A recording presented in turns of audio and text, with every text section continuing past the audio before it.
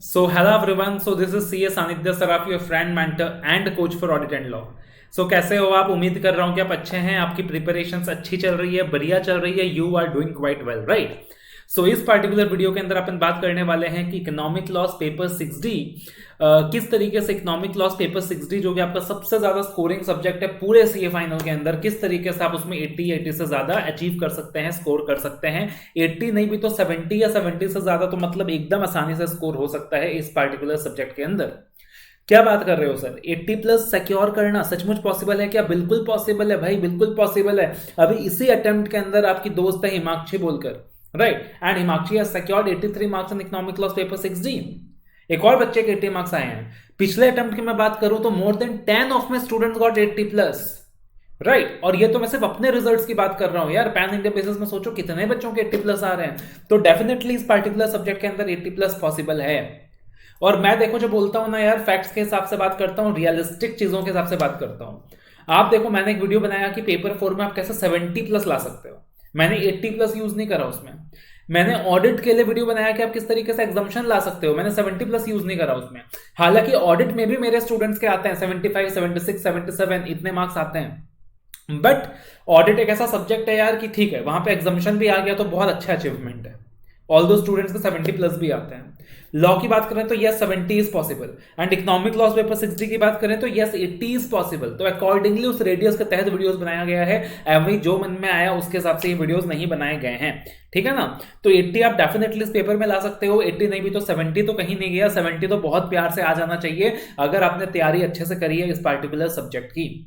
आप ये समझ लो यार, सबसे ज्यादा स्कोरिंग सब्जेक्ट है पूरे सीए फाइनल के अंदर. इंस्टीट्यूट की तरफ से एक तोहफा है, इंस्टीट्यूट की तरफ से एक गिफ्ट है. और ये आखिरी अटेम्प्ट है उस गिफ्ट को बटोरने का.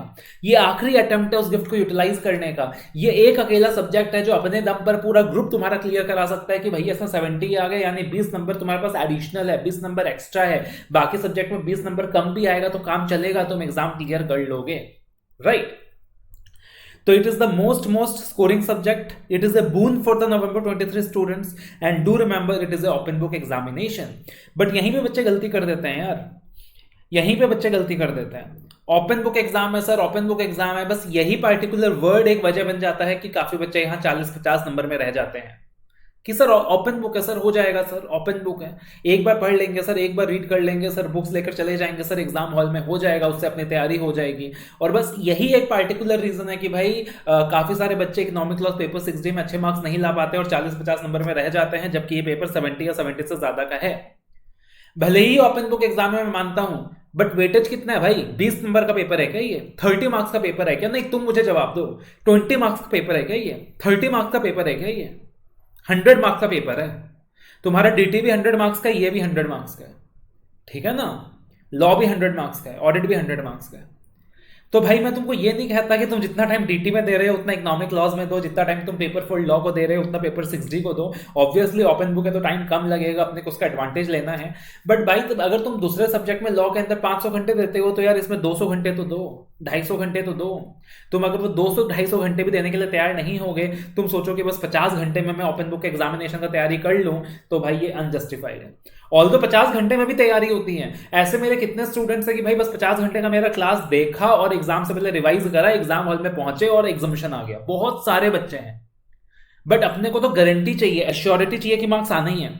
तो आप सीधा 50 घंटे का क्लासेस देखोगे, एग्जाम से पहले रिवाइज करोगे, एग्जाम हॉल में चले जाओगे, तो हालांकि बहुत सारे स्टूडेंट्स हैं कि वहां भी एग्जामिशन आए हैं, बट वो प्रोबेबिलिटी कम है. लेकिन अगर आप शिद्दत के साथ 200 घंटे देने को तैयार हो ओवरऑल इस सब्जेक्ट के अंदर, और जो पैटर्न बताया जाए उस पैटर्न में देने के लिए तैयार हो, तो 90% प्रोबेबिलिटी है कि आपको 70 या 70 प्लस से ज्यादा आएगा. एंड अपने को क्या करना है सर? हायर प्रोबेबिलिटी के गेम में काम करना है. अपने को एश्योरिटी चाहिए, है ना? एब्सोल्यूट एश्योरेंस नहीं भी तो एक रिजनेबल एश्योरेंस चाहिए कि हाँ भैया 70 लाना है इस पार्टिकुलर सब्जेक्ट के अंदर. तो अगर आप 200 घंटे मुझे देने को तैयार होना टोटल कि सर 200 घंटे सब्जेक्ट को हम देने को तैयार हैं ओवरऑल, तो 200 घंटे देकर भाई 70 मार्क्स तुम्हारे सब्जेक्ट में आ सकता है, जबकि बाकी सब्जेक्ट्स में 1000 घंटे देकर भी 50 नंबर की गारंटी नहीं होती है. तुम समझो इस चीज को. तो इतना टाइम एटलीस्ट देने के लिए तैयार रहो, ठीक है ना? और 70 प्लस की मैं बात करूं तो आप बिलीव नहीं करोगे, मोर देन, ध्यान से सुनना, दोबारा से मैं रिपीट कर रहा हूं, more than 500 of my students have scored 70 plus in the past 3 attempts. More than 500 of my students. So just imagine कि यार 70 प्लस लाना कितना ज्यादा फिजिबल है इस पार्टिकुलर सब्जेक्ट के अंदर, इकोनॉमिक लॉस पेपर 6G के अंदर। तो डेफिनेटली आप 70 ला सकते हो, 80 प्लस ला सकते हो, ठीक है ना। अब प्रिपरेशन मेथड क्या रहेगा सर, एकदम सिंपल है, मैं ज्यादा कॉम्प्लिकेट नहीं करने वाला, एकदम ज्यादा टेक्निकल नहीं बनाने वाला। 4 स्टेप में डिवाइड कर रहा हूं मैं, 4 स्टेप स्ट्रैटेजी फॉलो करनी है भाई, तुम्हारा इकोनॉमिक लॉस तैयार हो जाएगा, तुम 80 के लिए तैयार हो। पहला फर्स्ट राउंड ऑफ स्टडी जो बहुत इंपॉर्टेंट होता है, फर्स्ट राउंड ऑफ स्टडी जो एग्जाम से एटलीस्ट 2 महीना पहले तो हो जाना चाहिए। इकोनॉमिक लॉस पेपर 6G को लास्ट के लिए ड्रैग मत कर देना। अगर लास्ट तक नहीं हो पाया इकोनॉमिक लॉस पेपर 6G तब क्या करना है वो भी बताऊंगा, बट वीडियो के एंड में बताऊंगा। हालांकि आई विल एडवाइस कि यार शॉर्टकट रूट फॉलो ना करें, हमेशा लॉन्ग रूट फॉलो करें। तो first round of study at least exam से 2 महीना पहले हो जाना चाहिए, ठीक है ना। मैक्सिमम 80 आवर्स हैं आपके पास, मैक्सिमम 80 आवर्स है आपके पास for this first round of study. Classes के माध्यम से भी कर सकते हो, सेल्फ रिवीजन के माध्यम से भी कर सकते हो। हालांकि आई विल स्ट्रांगली सजेस्ट कि क्लासेस के माध्यम से करें। रीजन सिंपल है कि यार सेल्फ रिवीजन में ना आपको एफर्ट ज्यादा लगेगा, आपको टाइम ज्यादा लगेगा। आपको लगेगा कि आप टाइम बचा रहे हो, पैसे बचा रहे हो, नहीं, आपको टाइम ज्यादा लगेगा। सेल्फ रिवीजन में आपको वो एक गाइडेंस की कमी होगी कि भाई कैसे अप्रोच करना है, तो कंपैरेटिवली वहां पे ना टाइम ज्यादा लग जाएगा। तो टाइम के लिए बोल रहा हूँ कि पॉसिबल क्लासेस के साथ जाओ, एग्जाम ओरिएंटेड क्लासेस फॉलो करो, एंड अकॉर्डिंगली क्या हो जाएगा कि आपका फर्स्ट राउंड ऑफ स्टडी तैयार हो जाएगा। लेकिन अगर आपने पेपर 4 की तैयारी बहुत स्ट्रांगली कर रखी है, पेपर 4 की कोचिंग्स बहुत अच्छे से लगा रखी है, तो पेपर 4 में तो यार आईबीसी ऑलरेडी कवर हो जाता है अपना, फिर वहां पे फेमा ऑलरेडी कवर हो जाता है, ठीक है ना। तो वहां पे ऑलरेडी अपने जो मेजर चैप्टर्स है वो कवर हो जाते हैं सर पेपर 4 के अंदर, फॉर्मूला ऑटोमेटिकली कवर हो जाता है। सो इन दैट सिचुएशन आपको फिर आप सोच सकते हो कि यार बिना कोचिंग के काम चला लेता हूं, मैं सेल्फ स्टडी कर लेता हूं। अगर आपने पेपर 4 की कोचिंग भी साथ ले रखी है, रिसेंटली ले रखी है, लेकिन पेपर 4 का कोचिंग को बहुत टाइम हो गया, पेपर 4 का जो कोचिंग है वो दिमाग से निकल चुका है, या आपने पेपर 4 का क्लासेस अभी तक नहीं लिया है, तो मैं यही एडवाइस करूंगा भाई आपको क्या करना चाहिए सर, आपको क्लासेस देख लेनी चाहिए। मेरा जो क्लासेस है वो 60 आवर्स का है, 60 आवर्स में पूरा का पूरा इकोनॉमिक लॉस जो है वो बहुत अच्छे से कवर कराया हुआ है। एंड अगेन आपको लगता है कि पेपर 4 अच्छा है, तो मैं सजेस्ट करूंगा कि आप सेल्फ रिवीजन से काम चला सकते हैं, क्लासेस की कोई नीड नहीं है। अब जब आप फर्स्ट राउंड ऑफ स्टडी करेंगे सर क्लासेस के माध्यम से या फिर सेल्फ रिवीजन के माध्यम से, याद रखिएगा एक बहुत इंपॉर्टेंट चीज है कि आपको ना मास्टर इंडेक्स को साथ में ट्रैक करना है, आपको मास्टर इंडेक्स को ना साथ साथ में रेफर करना है। मास्टर इंडेक्स आप समझ लो सबसे इंपॉर्टेंट डॉक्यूमेंट है इकोनॉमिक लॉस पेपर 6G के अंदर, ठीक है। और आपको मेरी तरफ से कॉम्प्रिहेंसिव मास्टर इंडेक्स प्रोवाइड किया जाता है, जिन लोगों ने क्लासेस नहीं भी ली है ना उनको भी मेरी तरफ से कॉम्प्रिहेंसिव मास्टर इंडेक्स प्रोवाइड किया जाता है, that is available free of cost to all of you at apnamentor.com। और ये जो मास्टर इंडेक्स बनाया हुआ है अपने स्टडी मटेरियल के हिसाब से बनाया हुआ है, और जो अमेंडमेंट्स वगैरह का पार्ट है वो अमेंडमेंट शीट के हिसाब से बनाया हुआ है, और बहुत कॉम्प्रिहेंसिव मास्टर इंडेक्स है। आप बिलीव नहीं करोगे, मतलब hundreds and thousands of students thank me every attempt कि सर हम सेल्फ स्टडी कर रहे थे, आपके मास्टर इंडेक्स ने बहुत हेल्प किया सर, आपके स्टडी रिसोर्सेज ने बहुत हेल्प किया, ठीक है। तो आपको साथ साथ मास्टर इंडेक्स को ट्रैक करना है सर, कौन सा टॉपिक मास्टर इंडेक्स में कहां है। आप बोलोगे सर क्या इसको ट्रैक करके क्या बेनिफिट मिलेगा, मास्टर इंडेक्स में तो ऑलरेडी सब कुछ दिया हुआ है ना, तो उसको ट्रैक करके क्या बेनिफिट मिलेगा। सीधे एग्जाम हॉल में जाएंगे मास्टर इंडेक्स को यूज करेंगे, नहीं भाई, नकल के लिए भी अकल की जरूरत पड़ती है।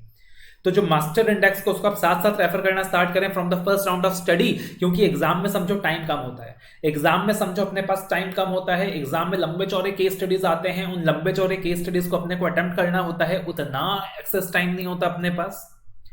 तो अकॉर्डिंगली मास्टर इंडेक्स में आपको जब पहले से आइडिया रहेगा कौन सा टॉपिक किधर है इंडेक्स में, तो आप फटाफट इंडेक्स में जाओगे, अकॉर्डिंगली आप फटाफट बुक ओपन कर सकते हो। So that is why keep tracking master index, that is very very important. Secondly sir ये चीज दिमाग से हटा दें, ओपन बुक है, ओपन बुक है, ओपन बुक है, कुछ याद नहीं करना, कुछ पढ़ना नहीं, ऐसा नहीं है।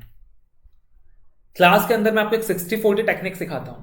60-40 टेक्निक मतलब 60% ऑफ सिलेबस ऐसा होगा कि आप एज्यूम करो ओपन बुक है ही नहीं, और उसी तरीके से तैयारी करो कि ओपन बुक है ही नहीं, और 40% ऑफ टॉपिक्स ऐसा होगा कि ठीक है यार ओपन बुक है, उतना डिटेल में पढ़ने का जरूरत नहीं है, रीड कर लेते हैं, एग्जाम में आया तो इंडेक्स रेफर कर लेंगे।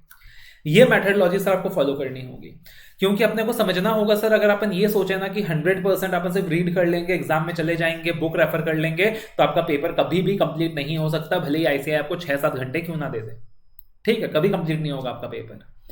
द रीजन इज यार अपने आप में अच्छे अच्छा से कॉम्प्रिहेंसिव केस स्टडीज होते हैं, आपको स्टडी करना होगा, आपको देखना होगा कौन सा पॉइंट सा क्वेश्चन है, आपको प्रोविजन अप्लाई करना होगा, फिर आप जाकर क्वेश्चन ढूंढोगे। तो प्रैक्टिकली यार हर चीज जाकर ढूंढ कर ट्रैक करके वहां पे सॉल्व करना पॉसिबल नहीं है, उतना टाइम नहीं मिलता। 60% of the topic should be such कि आपने क्वेश्चन देखा, प्रोविजन आपको याद, आप ऐसे एमसीक्यू टिक कर पा रहे हो, जो एमसीक्यू बेस्ड क्वेश्चन आ रहे हैं एटलीस्ट, या फिर पूरा क्लियर है किस जगह है, कहां कि कहां से नकल मारनी है। तो एमसीक्यू बेस्ड है, एकदम आपको याद है, आप खुद से टिक मार पा रहे हो, और टिक नहीं भी मार पा रहे हो, याद नहीं भी है, तो आपको एग्जैक्टली पता है बुक में किस जगह है, कहां से मास्टर इंडेक्स के थ्रू लोकेट हो सकता है, आप विदाउट वेस्ट किए उस जगह में पहुंचते हो और आप आंसर को क्या कर सकते हो, सर रेप्लिकेट कर सकते हो। That is the beauty of this subject. And ये चीजें हम क्लास में बहुत अच्छे से डिस्कस करते हैं। This is the reason we get the best results for economic laws paper 6D across the country every attempt. ठीक है ना। तो थॉरो रिवीजन करना है अपने को using 60-40 technique taught in the class. तो पहला राउंड ऑफ स्टडी में तो सर आपने क्लासेस देखा, तो भाई तुमको दिमाग नहीं लगाना, जो जो कराया गया है अच्छे से कर लो। एक बार सेल्फ स्टडी कर रहे हो तो एक बार आईसीएस स्टडी मैट को अच्छे से गो थ्रू कर लो with the latest amendments along. Maximum 80 घंटे में होना चाहिए, ये डेडलाइन है। तो अगर सेल्फ स्टडी कर रहे हैं तब भी 80 घंटे का ध्यान रखें, अगर क्लासेस ले रहे हैं तब भी देखना कि 50-60 घंटे में क्लासेस कंप्लीट हो जानी चाहिए। मास्टर इंडेक्स को सर साथ साथ में ट्रैक करते जाना है, मास्टर इंडेक्स को अपना दोस्त बना लेना है इन दिस वेरी सब्जेक्ट। फिर थॉरो रिवीजन करना है sir using 60-40 technique taught in the class के 60% चीजें कि आप एज्यूम करोगे कि ओपन बुक तो है ही नहीं, एज्यूम करोगे और उसी तरीके से शिद्दत के साथ पढ़ोगे, और 40% चीजों के लिए मान लोगे ओपन बुक है और अपन रेफर कर लेंगे। तीसरी चीज सर आपने क्वेश्चंस की प्रैक्टिस करनी है। आपने जो क्वेश्चन बैंक आपको प्रोवाइड किया जाता है, भाई 1000 पन्नों का क्वेश्चन बैंक प्रोवाइड किया जाता है, राइट। तो सारा आईसीआई का क्वेश्चन मैंने एक साथ डाल रखा है वहां पे, चाहे केस स्टडी डाइजेस्ट हो, आरटीपी हो, जो भी हो। तो वो क्वेश्चन बैंक हो सके तो आपने पूरा अच्छे से एक बार करना है। अगर टाइम की कमी है तो एटलीस्ट जो केस स्टडी डाइजेस्ट के क्वेश्चंस हैं वो एक बार करने हैं। बहुत बार ऐसा देखने को मिला है कि क्वेश्चंस रिपीट आता है, या तो एग्जैक्टली रिपीट आता है या फिर इंस्टीट्यूट थोड़ा बहुत वहां पे फिगर्स वगैरह चेंज कर देता है। ठीक है ना, क्वेश्चन सिमिलर आते हैं, आपको पैटर्न का आइडिया लग जाता है, और कभी कभी तो क्वेश्चन सेम टू सेम भी आ जाता है। तो आपको एक बार क्वेश्चन बैंक वाला पार्ट करना है sir. Maximum to maximum 30 hours का एलोकेशन होना चाहिए यहाँ पे। कितना? Maximum to maximum 30 hours. तो अभी तक आपने कितना दिया sir? First round of study 80 hours, thorough revision using 60-40 technique maximum 40 hours, question bank 30 hours. और फाइनली सर जो चौथा काम है, आपने क्या करना है सर? टेस्ट देना है। आपने टेस्ट देना है सर, चैप्टर वाइज टेस्ट देने हैं, 100 मार्क टेस्ट देना है। आपने टेस्ट देना है सर, बिल्कुल ईमानदारी के साथ टेस्ट देना है इकोनॉमिक लॉस पेपर 6D का। ठीक है ना। जितना रिटन प्रैक्टिस बाकी सब्जेक्ट के लिए इंपॉर्टेंट होता है, उतना ही इकोनॉमिक लॉस पेपर 6D के लिए भी इंपॉर्टेंट होता है। जैसे प्रेजेंटेशन का रेलेवेंस मैं ऑडिट लॉ के अंदर बताता हूं, उसी तरीके से प्रेजेंटेशन का relevance economic laws paper 6D में भी है। ओपन बुक समझकर इसे डिसरिगार्ड मत कर देना, इसे कोने में मत कर देना। ठीक है ना जी, अपने को टेस्ट देना है। एंड साथ ही साथ जब हम टेस्ट देने की बात करते हैं तो आप सब्सिक्वेंट रिवीजन के लिए समरी नोट्स भी यूज कर सकते हो। आपको समरी नोट्स प्रोवाइड करता हूं मैं इकोनॉमिक लॉस पेपर 6D का। तो 150 पेज के अंदर पूरा इकोनॉमिक लॉस उसके माध्यम से आप रिवाइज कर सकते हो। ठीक है ना, 150 पेज के अंदर।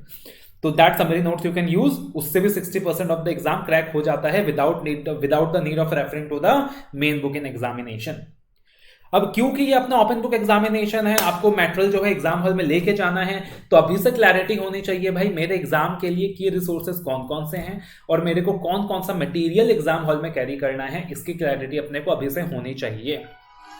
तो ICI study material that is one of the most important material. भाई अपना संजीवनी बूटी है, अपना भगवत गीता है, उसको साथ में लेके जाना है सर।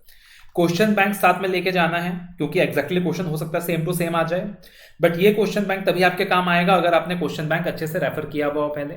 जो अमेंडमेंट शीट आपको साथ में मिलेगा वो साथ में लेके जाना है, मास्टर इंडेक्स साथ में लेके जाना है। ये 4 मटेरियल आपने लेके जाने हैं। ठीक है ना, ये 4 मटेरियल आपने लेके जाने हैं। एक 5th मटेरियल और लेके जा सकते हो, केस स्टडीज।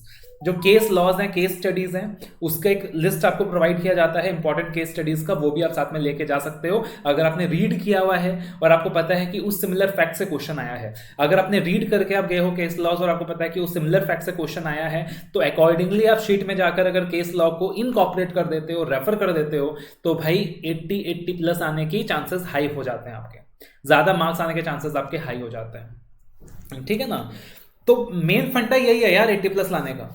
ये चीज को एकदम ना इसके लिए रिलैक्स्ड मत हो कि ओपन बुक एग्जामिनेशन है। सोचो कि ओपन बुक है ही नहीं, पहले तो ये सोचो। बाकी सब्जेक्ट में लेकिन मेरे को 5 बार 4 बार रिवीजन करना था, यहाँ 2 बार रिवीजन करके काम चल जाएगा। ओपन बुक नहीं है, बाकी सब्जेक्ट में रिवाइज 5 बार करना था, 4 बार करना था, यहाँ 2 बार करूंगा काम चल जाएगा। बाकी टेस्ट वगैरह देना है और एग्जैक्टली वैसे ही प्रिपरेशन करनी है जैसे बाकी सब्जेक्ट्स का भी करता था, और साथ में क्वेश्चन की प्रैक्टिस करनी है। That's it. ये सोच के चलोगे भैया तुमको इकोनॉमिक लॉस पेपर 6D में ना फाड़ने से कोई नहीं रोक सकता, अच्छे मार्क्स लाने से कोई नहीं रोक सकता।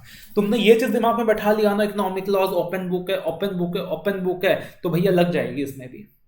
ठीक है ना, लग जाएगा तुम्हारे इसमें भी। लेकिन तुम ये मान लोगे बाकी सब्जेक्ट की तरह ही है, लेकिन वहां 4 बार तो यहां 2 बार रिवीजन, तब इकोनॉमिक लॉस पेपर 6G का नैया पार हो जाएगा, एकदम अच्छे मार्क्स ले आओगे, प्यार से आप निकाल लोगे।